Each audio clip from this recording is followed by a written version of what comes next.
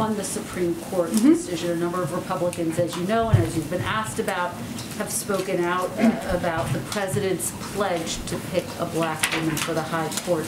How do you respond specifically to Ted Cruz, who overnight called it offensive to black women that he would make that pledge?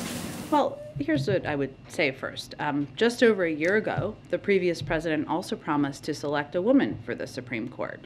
Not only were there no complaints about choosing a nominee from a specific demographic from the same corners, but there was widespread praise of now Justice Barrett on those grounds, with Republican lawmakers widely highlighting that they thought this was positive for women in America. So take Senator Cruz himself. He had no objection to Donald Trump promising he'd nominate a woman in 2020.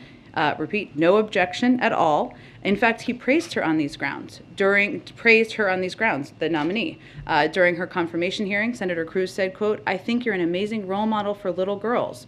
What advice would you give little girls?" When President Reagan honored his campaign pledge to place the first woman on the court, he said it symbolized the unique American opportunity. There is no outcry around that.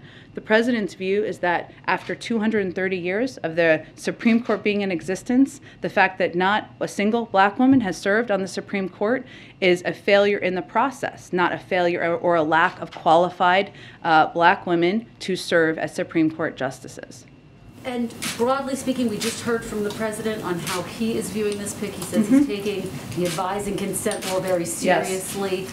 Of the Senate. If he thought, and I know you've been getting questions around this, but just to kind of put a fine point on it, if he thought that a nominee could get more Republican support, how would that weigh on his decision making? I talked with him about this exact question this morning because I know a lot of you are asking about it. And what he reiterated to me is that his focus is on picking the person who is eminently qualified, who is ready to serve and prepared to serve in a lifetime appointment to the Supreme Court, not in navigating the legislative process.